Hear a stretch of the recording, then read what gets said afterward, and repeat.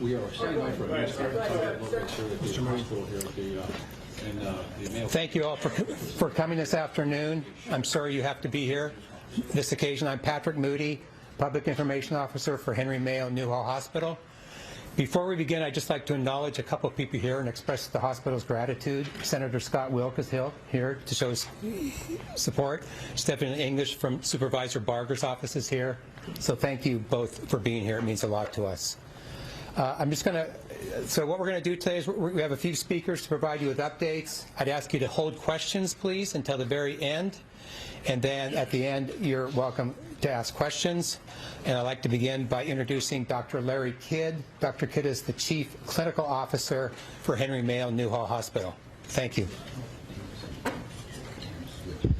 Afternoon. Welcome to Henry Mayo Newhall Hospital. And on behalf of the hospital, I'd like to first of all thank the first responders and all those individuals that have been responsible initially for bringing victims of the incident to our hospital today, such that we could begin what we prepare for day in and day out throughout the years in order to be prepared for such an occasion. Unfortunately, today was one such occasion. Again, we prepare for these events, but we hope that we're never faced with having to actually experience one of those events. The update, as reported earlier, we actually had 4 students that presented to the hospital. 2 of those individuals succumbed to their injuries. We have 1 individual who was in stable condition, has been treated and released from the hospital, and we have 1 individual who is still under our care and is in critical condition at this time, still receiving treatment as a critical patient in our hospital. I would also like to acknowledge the team that was on site. We had initially a number of trauma surgeons that were available, responded when we received those victims. We had a number of nurses available on receipt of those individuals, as well as we had a number of support team members. Not only was there a need to respond to the physical injuries of individuals presenting, but obviously this is a very traumatic and emotional time for the victims, for the families, for the staff that are working with those individuals, and of course chaplaincy, spiritual counselors, social workers, etc. have all been here throughout the day working with individuals. We have continued to provide updates to family members, working closely with law enforcement as they continue their investigation. Some areas of which we cannot comment on. However, we are providing updates as we are able to provide additional information. At this point, we have a few individuals that are standing by, one which is one of our trauma surgeons who happened to be on duty this morning and was one of the individuals that responded. And just as a final note, we know that today is the beginning of a process that will take many days, months in order to support this community and to ensure that we are able to move forward as a community. Not only do we provide services to the community as a healthcare organization, but many of our employees the majority of them live in this community, as well as a number of them have children who attend schools in this community, Sagas being one of those schools, as well as they have neighbors, friends, family members as well. So with that, I will introduce Dr. Louis Mark Contreras, who is one of our trauma surgeons, and he will make comments related to care of victims of this nature. Thank you. Thank you for coming today. Unfortunately, this is not the type of day as a father, as a trauma surgeon. There are no words to describe the emotions for this. And just to that being said, Dr. Kidd, thank you for your words. Pretty much described everything that we've experienced today. At around 7:45 to 8 o'clock this morning, the trauma team was activated for a mass shooting at a school shooting, and we received 4 victims. And I will keep this very general. 2 were in extremis and succumbed to their injuries, and 1 has been discharged, and that has been mentioned, and 1 is in critical condition. And that's the extent of the information we'll give on the victims at this point medically. And as far as the trauma program here, and the response has been great. We were more than prepared for this. We have preparations for this kind of event preemptively, and we utilize those resources today, extending even to our trauma resource in the pre-trauma phase. We had kits out there in schools that I hear have been utilized in one of the victims today as well in the Stop the Bleed programs. In the hospitals, we have our resources. Trauma surgeons came in to back us up, and we were more than capable and available to operate on multiple victims today, and which we did. And that being said, the last thing we also need to remember, there are more victims than just the ones in the hospital. There are families, classmates, and the community, and would like to offer the hospital as a resource for these victims. And as alluded to earlier, the healing begins now and will continue in the next few months and years, unfortunately. That being said, I would like to introduce Deputy Chief Robert Pena. Good afternoon. I would just like to briefly explain what the fire department's role was in this incident. On behalf of Fire Chief Darrell L. Osby, we responded with the LA County Sheriff's Department early this morning and to this active shooter call at the high school. We had approximately 9 paramedic squads, 10 fire engines, 24 ambulances, and other associated units in response, a total of 65 units. The fire department's role was to integrate with the Sheriff's Department's tactical teams in the warm zone and to initiate life-saving intervention measures. Upon that, we triaged, treated, and transported 7 patients, 6 shooting victims and 1 non-shooting related. 1 patient transported by helicopter, and the other 6 by ground transport. And they went to the hospitals of Holy Cross, Henry Mayo, and Olive View had one patient. And with that, I just want to recognize and thank the Unified Command and the cooperating assisting agencies on such a traumatic incident. We had several of our first responders had their children in the school, attending classes, attending the school at that time. And I just want to thank especially the Sheriff's Department and the hospitals involved and the ambulance companies in the quick response and professional care. And with that, I'd like to introduce LA County Sheriff's Villanueva.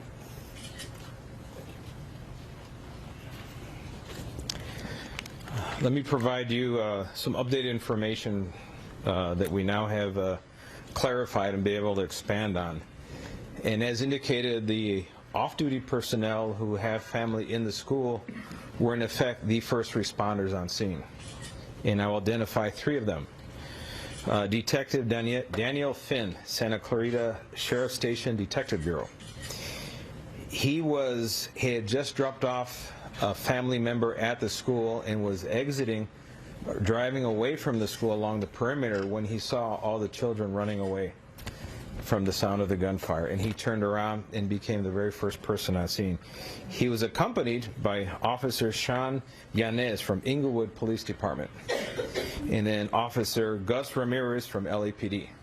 So the 3 of them were the very first on scene. They entered the school literally within seconds of the shooting.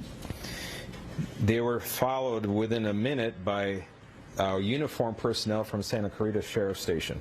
At approximately 7:41 a.m., they were on scene inside the quad area where the shooting took place. And as indicated earlier, there was trauma kits available at the school for mass casualties. They were deployed by these personnel. Then Deputy James Callahan, who's a Santa Clarita school resource deputy assigned to the school, was there moments later, and he assisted in this process. So this is it's a tragedy every way you look at it, but there's a silver lining behind this, is the fact that off-duty first responders were there and did not hesitate, turned around and went right into the source of the gunfire to attempt to neutralize it. And they rendered first aid immediately. As soon as they discovered the 6 victims, they saw the handgun was there, they realized there was not a pending threat immediately, and they tended to the care of all of the victims and got the first aid rolling. So their actions definitely saved lives, and my hat's off to them. And it's an important message for everyone who's listening to this, and you're concerned you have your children. I have my grandchildren of that same age in school. We always wonder what's going to happen, how do we keep our kids safe, but it's good to know that there's men and women out there as first responders and law enforcement and fire departments that are going to go to the source of the danger. They're going to put themselves in harm's way, and they're going to definitely take care of business. So that is a good it's a good message. Let people know that we can handle these. As tragic as these events are, we're definitely, now we're in the recovery phase. We're just initiating the investigative process. So I'm going to turn it over now to Captain Ken Wegner, Homicide Bureau. Thank you, Sheriff. I just want to briefly update you on the investigation as it takes place today. Investigators are proceeding with the interview process of the victims and the witnesses that were identified from the school.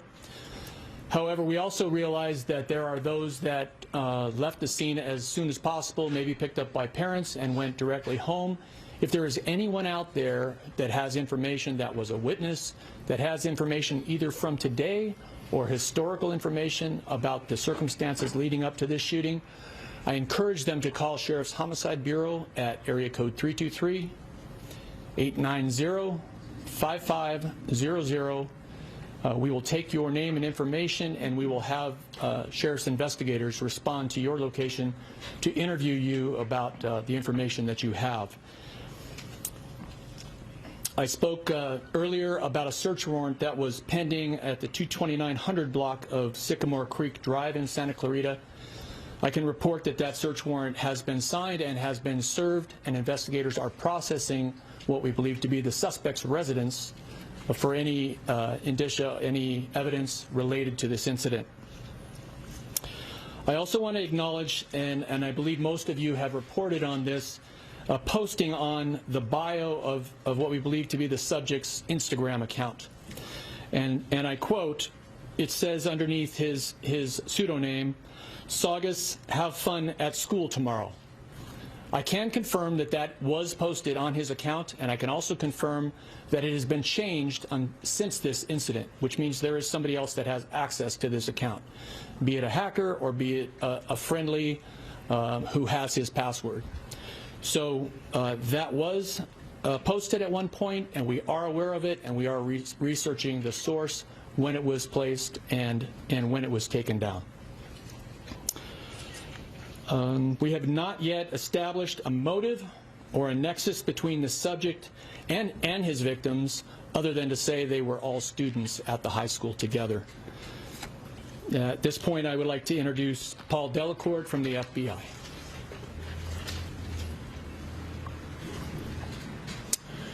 Good afternoon. I'm Paul Delacourt, the Assistant Director in charge of the FBI's Los Angeles Field Office. I know I speak for all the FBI personnel by offering our deepest condolences to the families and friends of the innocent children who lost their lives today, and the families and friends of those who are seriously injured as well. The FBI is continuing to provide assistance to the LA County Sheriffs in terms of investigative resources and technical resources, digital media exploitation, social media exploitation, and the personnel necessary to support any other leads that where we can assist. At this time, we have no reason to believe that the subject was acting on behalf of any other group or any ideology. We have no reason to believe there's any threat or any co-conspirators at this time. But this is day one of the interviews and the exploitation, and things could change. The investigation, of course, is ongoing. We will be thorough alongside the Sheriff's Department to follow any leads that we can to leave no stone unturned. In the meantime, we will seek to assist with the families of the victims and the witnesses to any extent that we can. And while I'm here to offer condolences, and I recognize it's an operational and a clinical briefing, I want to let you know, reassure you that the FBI, the Department of Justice, our state and county and local partners, we talk about this. We work on this problem all the time, this problem of targeted violence and threat to life. We are calling these press conferences, we're having these instances happen way too frequently in our society. And we are working together across the jurisdictions for a cross-disciplinary, whole of society approach. We are working on this problem every day to find a solution. Now that may be small consolation today because the tragedy has a face, and the face is our community today. But I want you to know that we are working diligently across the country and here in our area to make sure that we don't have any more incidents of this time. Thank you.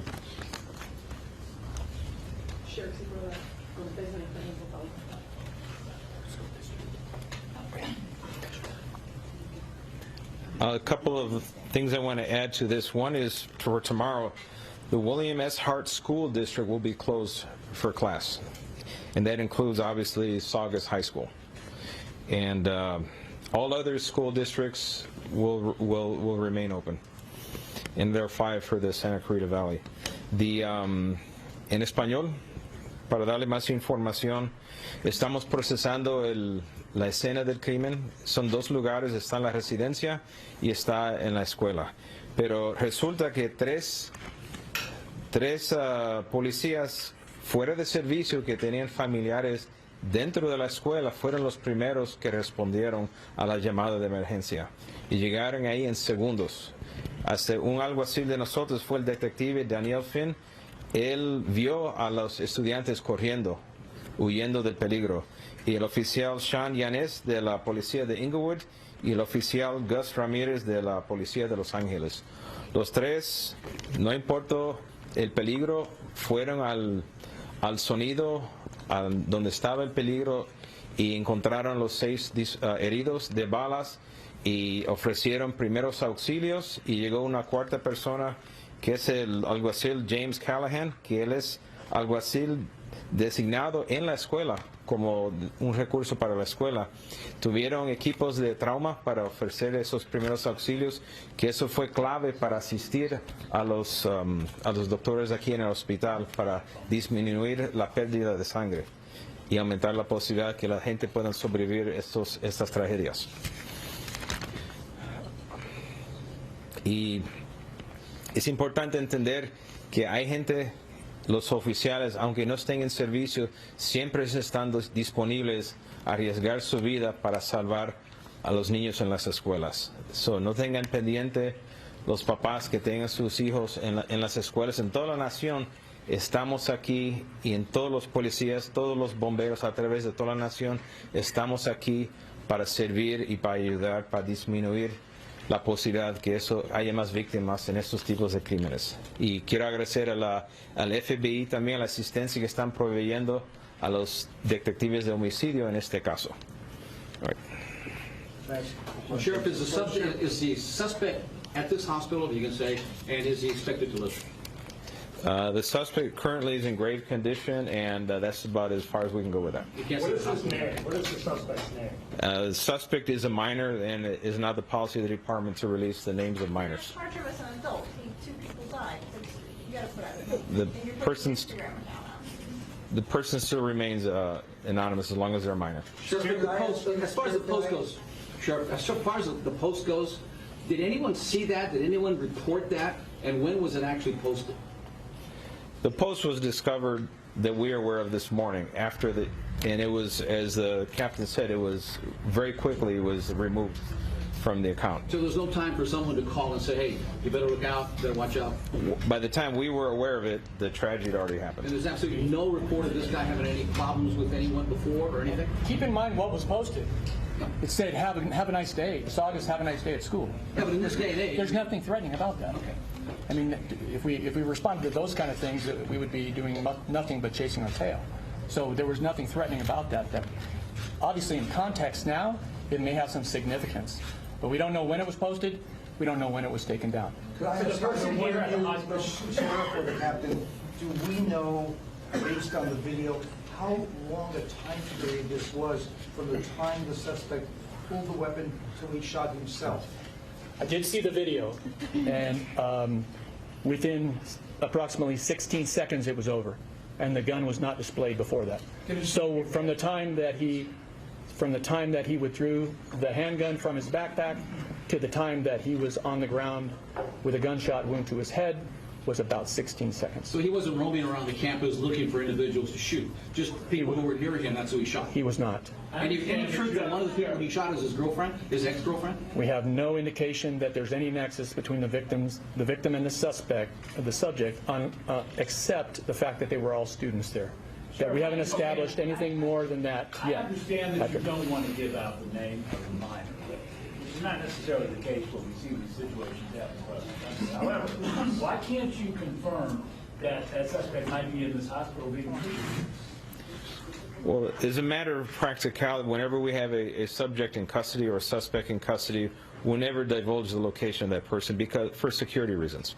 The sheriff, can you clarify that the person here at the hospital is critical, is not the suspect? The shooting then appeared to be random. He just fired at whoever was in front of him. That's what it appeared to be. Okay. How many kids are dead? We know that there were 2 kids that died at this hospital. Is there a third kid? Is the suspect or is it a victim? There are 2 victims who have since deceased. There is a third that is in grave condition. And that's all hospitals. Across all hospitals. Okay. Can you clarify the person here at the hospital is critical, is not the suspect, and is a victim? All I can confirm is that there is one person here who is in critical condition. And it's not the suspect. Could I clarify, just sort of like a little puzzle here? The surgeon said the person here is in critical condition. Do you have a grave condition category at this hospital or not? He's in critical condition. Okay. We don't have a grave condition. Okay, so now you're saying the person is in grave condition. This hospital does not have that category. When you say grave condition, is that coming from the hospital or from you? That's the terminology we're using, but we're going to defer to the medical experts. If they call it critical, it is critical. How do you know it was 16 seconds? Because I watched the video and the timeline. I did. Are there any critical patients at any other hospitals? We wouldn't know that. The gun was a .45 semi-auto pistol. And that's about all the detail we can release. That is part of the process of investigation. Registration on the gun? That we can't reveal at this time. About the message again, you had said something earlier that it had been changed since the shooting, which means he couldn't have changed it because he had already shot himself. Is that accurate? That's accurate. Okay. So doesn't that give you reason to think maybe somebody else is in on it? We don't believe so. What's it going to change? Well, I mean, somebody's obviously like trying to cover his tracks, right?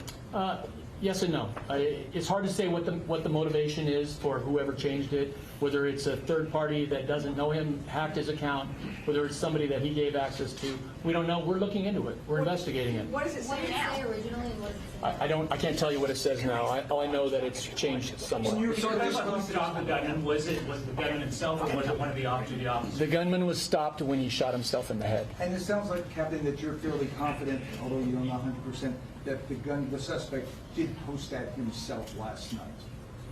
I have no idea when he posted it, and I don't know who posted it. I know it was posted on an account that we believe was belonging to the subject. So at this time, there's absolutely no clue, anything. What we have today is someone who woke up on his birthday and just randomly went to a school and shot at people. No warning, no nothing, no indication, nothing could have been done to protect anyone from the school.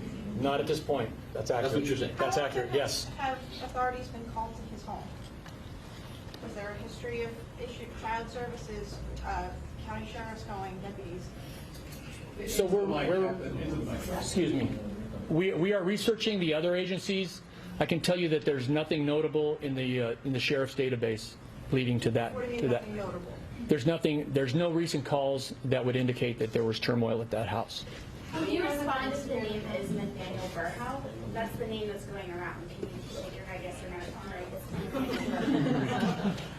It's our policy, we will not discuss the identity of minors, period. And as far as the possible issues before, have you, I assume you've been in contact with local authorities. Are you aware of any issues that have brought law enforcement to his home or involving him in the past, either your agency or any agency? Well, we are the local authorities, so our agency has not been there recently. So just to clarify, he did not run from classroom to classroom, go into a choir area, running willy-nilly. He just stayed in that compound area. Is that what you're saying? Yes, he stayed there, he withdrew the gun, he used the firearm until he shot himself and was right there in the quad with the firearm. I'm sorry, folks. You have patients who are two at Holy Cross. Those female patients are okay. You've got one that was released from Olive View. You had 4 that were brought here, 2 deceased, a male and a female. 1 released this afternoon. What's left is a person in critical condition. And that person in critical condition, which maybe you call grave condition, that's the only person we know of that is somewhere in a hospital. Can we surmise that that's the suspect? Sheriff. Family? Sheriff, can you do a list of all the people who went to all the hospitals, all 7 people? Because it's confusing between this hospital and the other hospitals. Just give us a breakdown of those 7 people. The point that we do not release the location of a suspect or subject who's in custody is for security reasons. But based on this line of questioning from everybody, it doesn't take a mental giant to understand that the person who was here is that. So now we're going to have to double or triple our security measures because of that. But that is the whole point. So we have time for 2 more questions.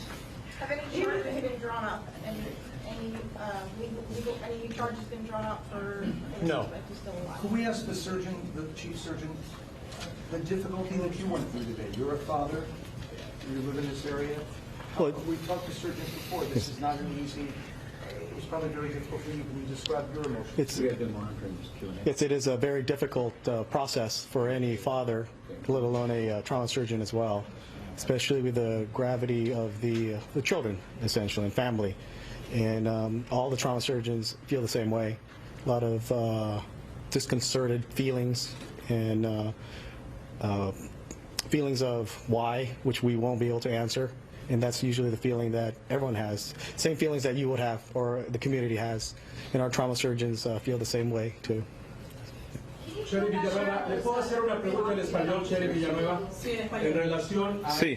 a ese video que vio su asistente, los 16 segundos, ¿qué es lo que se ve para que la gente pueda entender? Lo que se ve en los 16 segundos fue el estudiante o el sospechoso llegó al área, lo que llama el quad, donde están los jóvenes, más jóvenes de la escuela secundaria, y tenía una mochila y estuvo ahí por un tiempo no haciendo nada más que mirando al vacío, y sacó la mochila y de la mochila sacó la pistola 45, disparó una vez y después un tiempo arregló algo de la pistola que no funcionó y disparó unas 4 veces más, un total de 5 víctimas, y después la última bala lo reservó para su propio uso. Uh-huh. Okay. Actually, so we're actually going to wrap this up now, and I'd like to just thank you all for coming. These people will be here for a while if you'd like to talk to them individually, but thank you very much. Sure. Pleased to meet you. Nice to meet you. Thank you guys for all your help. Hopefully not on this occasion again, but thank you for being here. You're not kidding. Thank you, Sheriff.